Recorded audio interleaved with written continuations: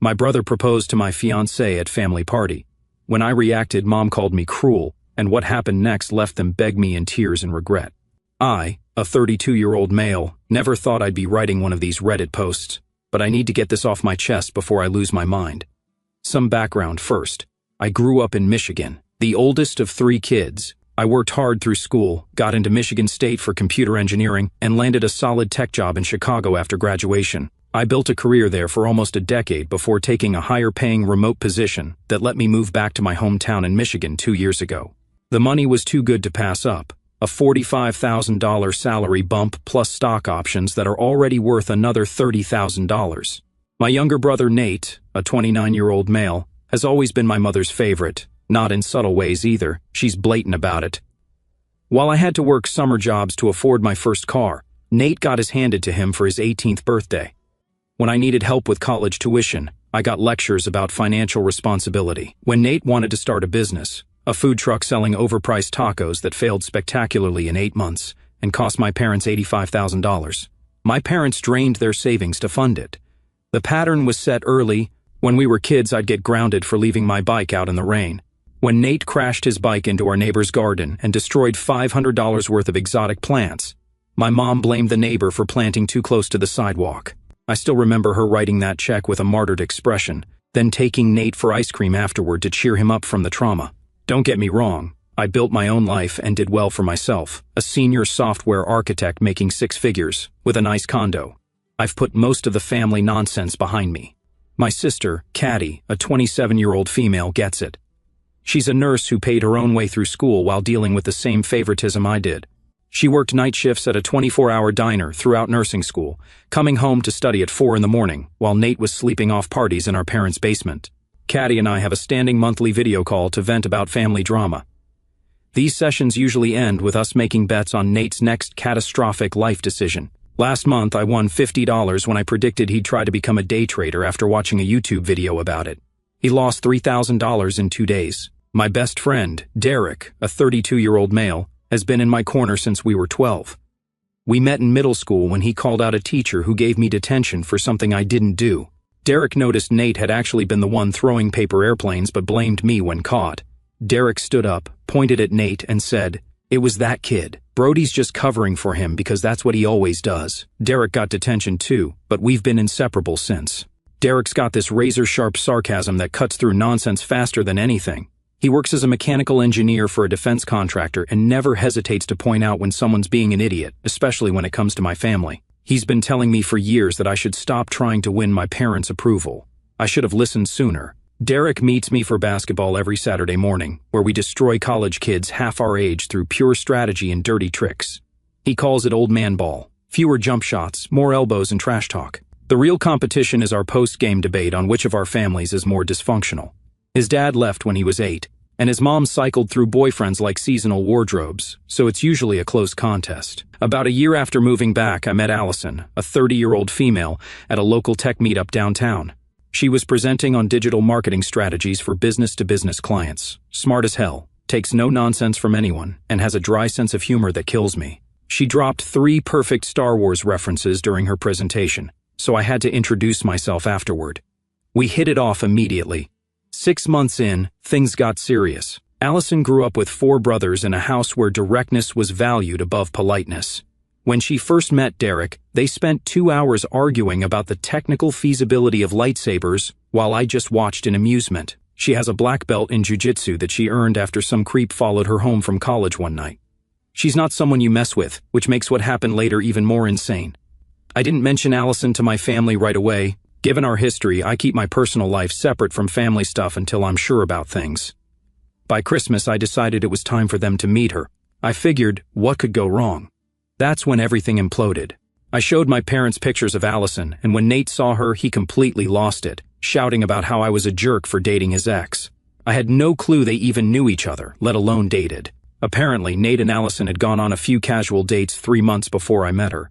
According to him, it was some intense relationship that she ended abruptly. He pulled the classic Nate move, dramatically stomping upstairs and slamming his bedroom door like he was 14, not 29. My mom immediately gave me that disappointed look she'd perfected over the years. I asked Allison about it later, and she told me the truth. They went on exactly 3 dates, and she broke it off when he started acting possessive after barely knowing her. On their 3rd date, he suggested she meet his parents and talked about a weekend trip to Chicago. When she said things were moving too fast, he showed up at her workplace with flowers the next day. That was the final straw. I refused to end things with Allison over this nonsense. Nate kept bringing it up for weeks, telling everyone who would listen that I stole his girlfriend. My mom started making passive-aggressive comments about family loyalty whenever Allison's name came up. Eventually, Nate stopped mentioning it, and I thought we could all move on. I was dead wrong. Fast forward to this summer. Allison and I had been together for about 15 months, and I knew she was the one. I planned an elaborate proposal for her birthday, rented a private room at her favorite restaurant, invited both our families and close friends, and spent 3 months' salary on the perfect ring. The proposal went perfectly. She said yes. Everyone cheered. It was one of the best nights of my life. Well, almost everyone cheered. Nate stormed out during the applause, with my mother following him like he was a toddler having a tantrum. On her way out, she glared at me as if I'd proposed specifically to ruin Nate's evening.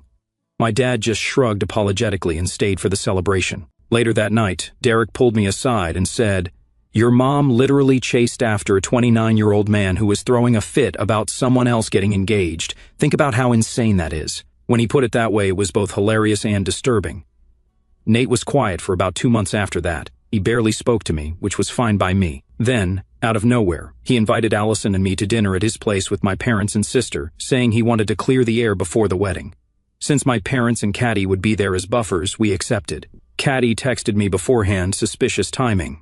"Want me to bring my taser?" I thought she was joking. Turns out, we should have been even more prepared. Dinner was tense but uneventful. My mom kept asking Allison-pointed questions about her family and career goals, with the subtle implication that marketing wasn't a serious profession like Nate's perpetual entrepreneurship. Allison handled it like a pro, even complimenting my mom on her hideous new haircut with a completely straight face. Afterward, we all moved to the living room for coffee. About half an hour into the conversation, Nate stood up and said he had an important announcement. He launched into a long, dramatic speech about how happy he was to have everyone there for his special moment. Then, and I still can't believe this, he got down on one knee, pulled out a ring box, and proposed to my fiancée. The room went dead silent. Allison looked horrified and told him to put the ring away and get up. My dad tried to step in, but I was already across the room. I grabbed Nate by his shirt collar and punched him square in the jaw. He fell back, knocking over the coffee table. As my dad pulled me off him, Nate started spewing some delusional nonsense about how Allison was only with me to get back at him for dumping her, and this proved she didn't really love me. My mom was screaming at me for hitting her precious boy, completely ignoring what he had just done. Caddy managed to get Allison and me out of there before things got worse. In the car, Allison was furious. She couldn't believe Nate would pull something like that, especially in front of our families. When we got home, I checked the damage to my hand. Nothing broken, just bruised knuckles, while Allison paced the kitchen. I went on 3 dates with him, Brody, 3, and he does this a year and a half later. Who does that? I had no answer. Logic doesn't apply to Nate's world. It's been a week since then, and I'm still seeing red. My parents have been blowing up my phone, mostly defending Nate and saying I overreacted. My mom even had the audacity to suggest I apologize to him for punching him. He's sensitive and was just expressing his feelings, she texted.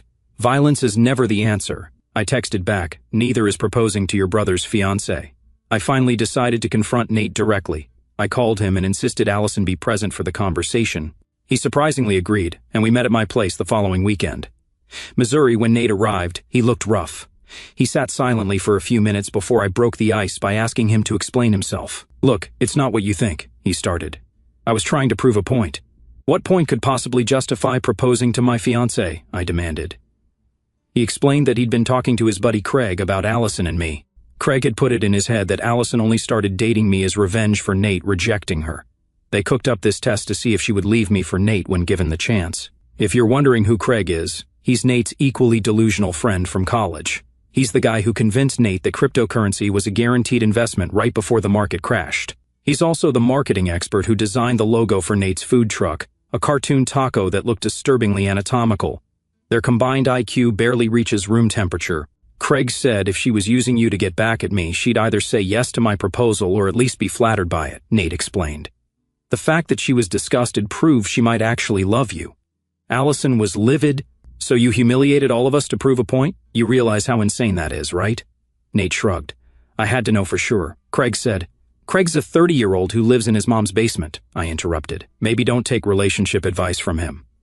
The conversation went downhill from there.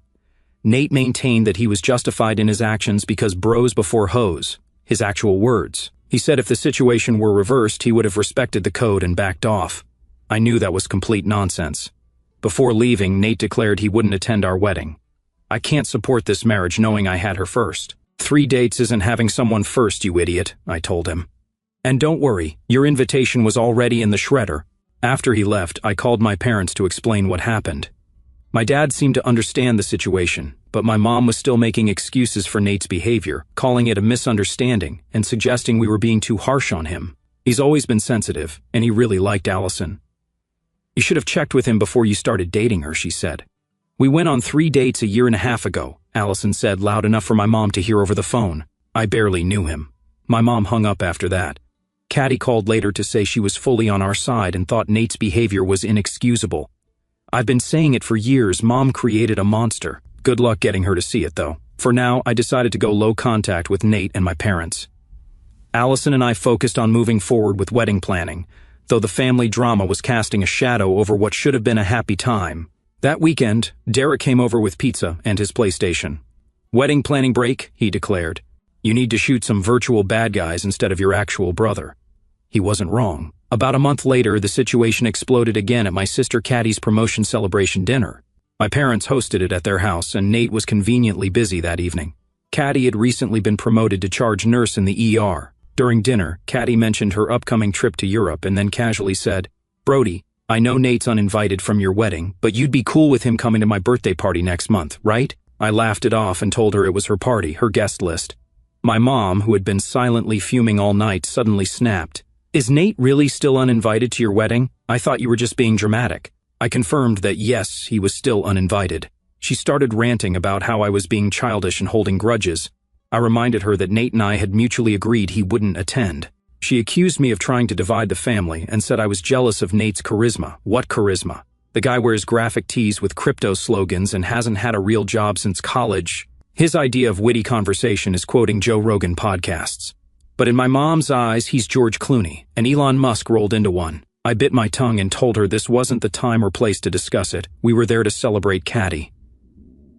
My mom stormed off to the kitchen, and the rest of the night was awkwardly silent. My dad tried to salvage the evening by asking Caddy detailed questions about her new role, but the damage was done. 3 days later, my mom showed up at my house unannounced. Allison was working from home, and I had just gotten back from a meeting. Mom barged in without waiting for an invitation and demanded we settle this Nate situation once and for all. She launched into a bizarre lecture about how I should be secure enough in my relationship not to worry about Nate's harmless prank, her words for the proposal. She said uninviting him was cruel and petty, and that I needed to be the bigger person. I told her again that Nate and I had both agreed he shouldn't come. If she had an issue with it, she should talk to him. This led to a shouting match where she finally dropped the bomb. If Nate's not welcome, then I'm not coming either. That's your choice, I replied calmly. I'm not going to beg you to be at my wedding. She looked shocked, like she expected me to cave immediately. You would really be okay with your mother missing your wedding? Wouldn't be the first important event of mine you've missed because of Nate, would it? That hit home. She'd skipped my college graduation because Nate had a minor cold. She missed my first professional awards ceremony because it was the same night as Nate's community theater performance. He played tree number 3 and had no lines. She called me cruel and stormed out. Within hours, my phone was blowing up with texts and calls from her side of the family, aunts, uncles, cousins, all telling me I was being unreasonable and needed to respect my mother.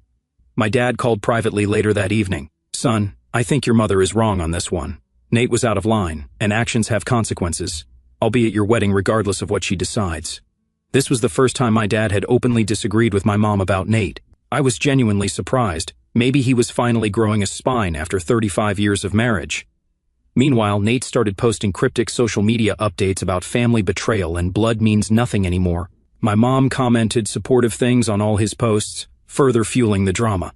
He even created a public playlist called Songs for Traitors that was mostly whiny emo tracks from 2005. Allison was caught in the middle. My mom had been texting her directly, trying to guilt her into convincing me to change my mind. When Allison didn't respond, my mom started spreading rumors that Allison was controlling me and turning me against my family. For now, most of my mom's family was boycotting the wedding, while my dad's side was still planning to attend. Caddy reaffirmed she was coming regardless of the drama. We decided to downsize the wedding since our guest list had been nearly cut in half. The silver lining, we saved almost $15,000 on the venue and catering, which we put toward a nicer honeymoon in New Zealand. 2 weeks after the wedding boycott began, my mom showed up at our house unannounced again. Allison texted me at work, saying my mom was at the door asking to talk. I told Allison I'd be home in 20 minutes, and to let her in if she felt comfortable doing so. When I arrived, they were sitting at the dining table. My mom had barely touched the coffee Allison had made her. The tension in the room was palpable. My mom started with what seemed like an olive branch. I've been thinking about everything, and I want to clear the air. Family is too important to let this drive us apart. For a brief moment, I thought she might actually apologize. Instead, she turned to Allison and said, "I was hoping to catch you alone today. I think without Brody's influence, you'd see reason about this Nate situation." Allison calmly replied, "With all due respect, I wouldn't discuss this without Brody present. This involves his brother and his family." My mom's face darkened. "So you need permission to speak now? I thought you were supposed to be independent." I stepped in. "Mom, that's enough. If you came here to insult Allison, you can leave right now." She ignored me and continued addressing Allison. "You know, before you came along, our family was perfectly fine. Now suddenly Brody thinks he's too good for us. I wonder where he got that idea." Before I came along, Allison replied with impressive restraint. Brody was already a successful professional who'd built his own life despite, not because of, his family support. Allison stood up. "I think you should go. We can talk when everyone's calmer." That's when my mom completely lost it. As Allison was walking toward the door, my mom grabbed her by the hair and yanked her backward. Allison stumbled and fell, and my mom was on top of her in seconds, screaming incoherently and trying to scratch her face. I pulled my mom off and physically removed her from the house. She kept pounding on the door for nearly 10 minutes before finally leaving. Allison was shaken, but thankfully not seriously hurt. Some scratches, a bruised arm, and a small patch of hair pulled out. I immediately called my dad and Caddy to tell them what happened. My dad was shocked, but still tried to make excuses. "Your mother's been under a lot of stress lately." "So have I replied. "Somehow, I've managed not to assault anyone." Caddy, who's seen plenty of domestic violence cases as a nurse, came over immediately to check on Allison and strongly encouraged us to file a police report. "This isn't normal family conflict," she insisted. "This is assault." Allison was reluctant to involve the police, but agreed to file a report after we explained why having an official record might be important if things escalated further. The responding officers explained that even without Allison pressing charges, the case could still be pursued based on the evidence. They also suggested we consider a restraining order. One of the officers pulled me aside when Allison was giving her statement. "Look, I deal with family disputes all the time. This isn't normal heated argument territory. Your mother crossed a serious line." He handed me a card for a family law attorney who specialized in restraining orders. Throughout all this, Nate was surprisingly absent from the drama. I texted him to let him know what happened, and his only response was, "That's messed up, sorry." No defense of our mom, no attempt to shift blame, just a simple acknowledgement that she had crossed a line. I called Derek after everything went down. He drove over with food from our favorite burger joint and listened to the whole story. After I finished, he just shook his head. "Dude, I've been telling you for 15 years your mom's nuts. Maybe now you'll actually believe me." He helped me draft a no-contact email to my mother. The email was short and to the point. "After your physical attack on Allison, I'm cutting contact. Do not come to our home. Do not contact us by phone, email, or through third parties. Any future communication will be through our attorney. This is non-negotiable." I blocked my mom on every platform and told my dad I wouldn't be speaking to her again until she got professional help and offered a genuine apology to Allison. We started seriously discussing moving out of state after the wedding. Allison had been offered a position at her company's Atlanta office, and my job was remote anyway. A fresh start 600 miles away from this toxic family environment sounded pretty good. The next day, Allison and I went to the courthouse and filed for a temporary restraining order against my mother. The judge granted it immediately based on the police report and photos. My mother was legally prohibited from coming within 500 feet of us or our home for the next 90 days. What I haven't mentioned yet is the financial aspect of all this family drama. 5 years ago, my grandfather passed away and left a substantial inheritance to be split among his 3 grandchildren, me, Nate, and Caddy. My parents were named as trustees until we either turned 30 or got married, whichever came first. My grandfather was a shrewd businessman who built a chain of hardware stores across the Midwest. He sold the business for 8 figures a few years before he died. Each of us grandkids was supposed to receive about $450,000, plus proceeds from some investment properties he owned. I never saw much of that money. Whenever I asked about it, my parents had excuses about why it couldn't be accessed or claimed. Most of it went to family expenses. Caddy had the same experience. After the assault incident, I started looking more closely at the trust situation.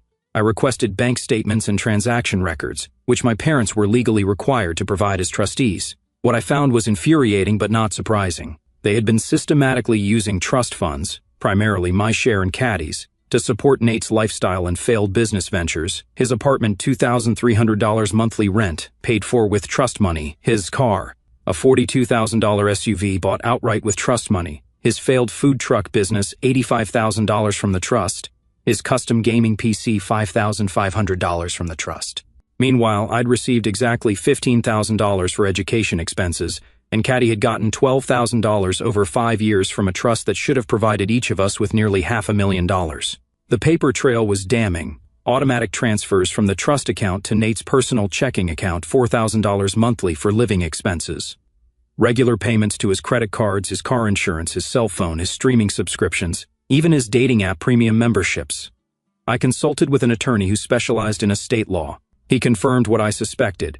My parents had breached their fiduciary duty as trustees by clearly favoring one beneficiary over the others and using the trust for purposes not intended by my grandfather. With Caddy's full support, I filed a civil suit against my parents for breach of fiduciary duty, misappropriation of funds, and violation of the trust terms. The documentation was irrefutable: bank transfers, credit card statements, rental agreements, all showing exactly where the money had gone. When the lawsuit papers were served, all hell broke loose.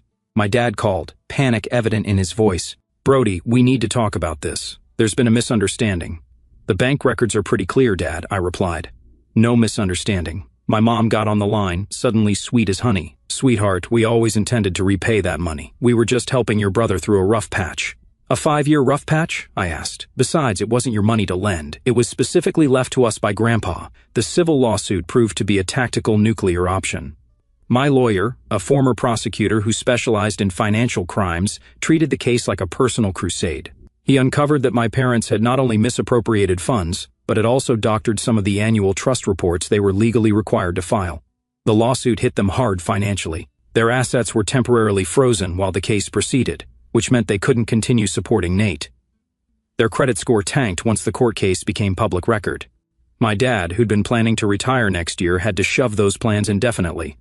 My mom had to go back to work as a receptionist at a dentist's office, a job she considers beneath her. They had to withdraw from their country club because they couldn't afford the fees anymore. The entire situation became quietly known in their social circle. Nobody said anything directly, but they stopped getting invited to the fancy dinner parties they used to brag about. Turns out, embezzling from your own kids doesn't make you popular with the other golf club parents. Nate's rent came due, his car payment was late, and his credit cards were maxed out. For the first time in his life, Nate had to face actual consequences. He couldn't qualify for new credit cards or loans because his existing debt was too high, and he had no income history. His electricity got shut off for 3 days in the middle of winter because he couldn't pay the bill. A week into this financial drought, Nate called me. "Look, man, I know we've had our differences, but I'm in a serious bind here. Could you loan me some cash until this blows over? I'll pay you back." "Sorry, no," I replied.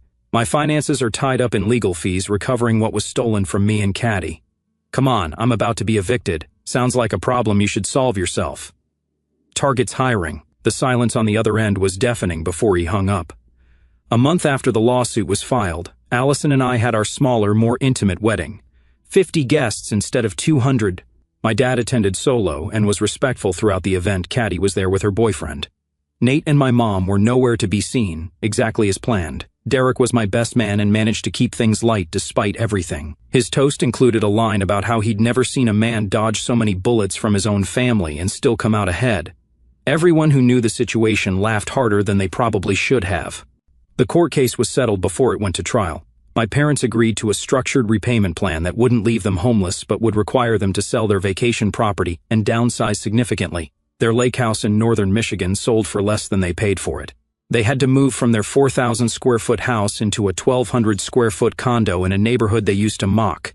My dad's prized boat was one of the first things they had to sell to make the initial payments.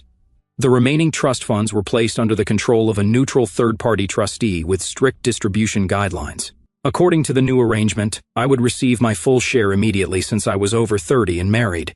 Caddy would get hers when she turned 30 in a few years. Nate's portion would remain in trust until he either turned 30 or showed proof of legitimate employment for at least 12 consecutive months.